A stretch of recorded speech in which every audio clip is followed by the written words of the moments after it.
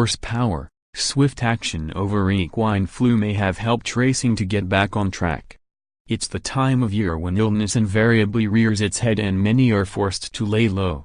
But having largely beaten last week's cold snap with relatively few casualties, British racing has been thrown a sickie following the shutdown of all meetings for 6 days following an outbreak of equine flu. It is to the British Horseracing Authority's credit that they took some swift action, which hopefully will minimize both the damage to horses up and down the country and also to how long racing will be off. The ideal scenario would be that racing can resume on Wednesday once all horses have been checked, especially with some of the biggest meetings of the season on the horizon. Further news is set to come on Monday about any resumption of racing. On Merseyside Haydock Park host the William Hill Grand National Trial next Saturday, while further ahead the Cheltenham Festival is only 32 days away. While Aintree's Randox Health Grand National Festival will begin in a little over 8 weeks on April 4th.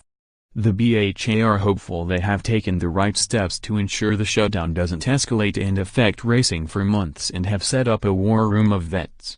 Speaking on ITV's Good Morning Britain earlier today, Chief Executive Nick Rust said, "We've got to get a hold of it quickly. If we play Russian roulette with the evidence we've got, we could have a problem for 3 to 6 months, and no one would thank us for that. This is a serious form of flu which debilitates horses. The welfare of our horses is really paramount, above all economics. First and foremost, we have no sports without healthy horses." Rust added, "The worst fears are that we don't contain it quickly. But by taking the action we have over the last couple of days, we're effectively locking down a movement of racehorses, instructing trainers to take extra special precautions. We're fairly confident we will manage to restrict it. But until we know the complete extent over the next few days of the distribution of the virus, we won't know exactly where we are. We have a war room. We have 20 vets employed at the BHA, forensic investigation, a lab in Newmarket that is processing hundreds of tests now. Once we know whether there has been a spread of infection there or not, we will be in a much better position to know where racing is." Rust remains optimistic, however, that it will be a few weeks at most. He said, "We hope we've got a hold of it quickly and that by Monday we'll be in a position to make another call. I don't know if that will need a few more days or not. But I strongly believe this is a few weeks at most, because we've acted quickly." Irish racing is currently still going ahead with Naas the only meeting scheduled on Saturday. ITV Racing will feature 4 races from the County Kildare track on the ITV channel. The main event, the listed BBA Ireland Limited Opera Hat Mare's Chase, 2:10 p.m., features Grand National hopeful Baie Des Isles, who finished last of the 12 finishers in last year's Aintree marathon under trainer Ross O'Sullivan's wife Katie Walsh. The 8-year-old will be using this as a stepping stone back to Aintree, but it is the Willie Mullins-trained Pravalugana, a winner of a beginner's chase at Limerick in December, who is likely to triumph.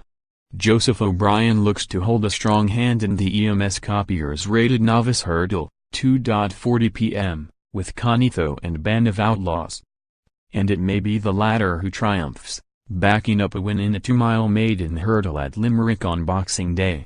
Another of Ireland's leading trainers, Gordon Elliott, is also sure to be among the winners, with Roaring Bull holding a good chance of victory under Jack Kennedy in the O'Driscoll O'Neil Handicap Chase, 3:10 p.m. The final race to be televised on ITV, the Adare Manor Opportunity Handicap Hurdle, 3:40 p.m., may go to the Padre Grosh train. She's made it.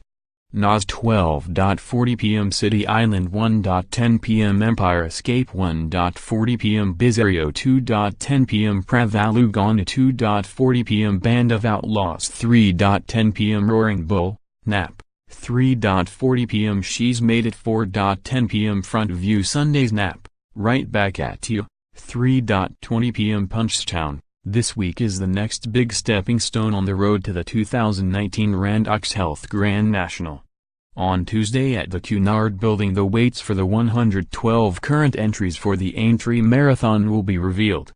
The new BHA chief handicapper Martin Greenwood, will be putting the final touches over the next few days as he frames the handicap for the world's greatest steeplechase for a first time since taking over from Liverpool-born Phil Smith, who presided over 20 nationals. It will be interesting to see who is handed top weight this time, with Grade 1 scorers Bristol de Mai and Outlander in the last two Grand National winners, one for Arthur and Tiger Roll, among the star names currently engaged for the showpiece at Aintree racecourse. Once the weights are revealed, all the likely Aintree candidates will start to have their final starts before the big day on April 6. Many of them, including one for Arthur, are likely to take a trip to Merseyside for next Saturday's William Hill Grand National Trial at Haydock, providing the shutdown of British racing due to the outbreak of equine flu has ended. The 3M4F Grade 3 handicap is the feature of the 7-race card at the Merseyside venue and will throw up potential pointers for the national itself. Ramses de Tilly, also entered at Aintree, is the 8-1 favourite for the trial following his second-placed finish in the Welsh National. Next week's 7-race card starts with the William Hill leading racecourse bookmaker chase at 1:30 p.m. and also features the Grade 2 William Hill Rendlesham Hurdle. Gates open at 11:30 am and the final race is due off at 5 p.m. Entrance to the Befriendly stand is £10, the grandstand and paddock is £20, with £32 in the county enclosure and £55 for the Premier Lounge. To buy tickets ring 034457930006, hospitality 01942402624. Or online at http://haydock.thejockeyclub.co.uk/events tickets/what's-on/Bedford Grand National Trial. Once again, there will be a Cheltenham Festival preview evening in Liverpool with all the proceeds going to charity. Stamp out suicide. The night, sponsored by bookmaker Star Sports, starts at 6:30 p.m. in Punchtarmies, 31 Grafton Street, Toxteth, L85ST on Wednesday, March 6. Tickets, available in advance from Peter Mayray, cost £10, which includes a buffet supper, and there will be a charity auction and raffle. On the panel, who will previewing next month's Cheltenham Festival, are former Cheltenham winning jockey and assistant trainer to his father Nigel, Willie Twiston-Davis, TV racing pundit Bobby Beeves, bookmaker Luke Tarr, festival winning jockey Ryan Hatch, Jack Shannon, assistant trainer to his father Mick, and Splash of Gin Joner, Liverpool-born John Neild. There will also be special guests speaking via telephone on the night. They are leading jockey Sam Twiston-Davis, Cheltenham winning jockey Tom Bellamy, and top conditional rider for the Twiston-Davis stable Jamie Bargery. It promises to be a lively and informative evening and will benefit a worthy cause and stamp out suicide.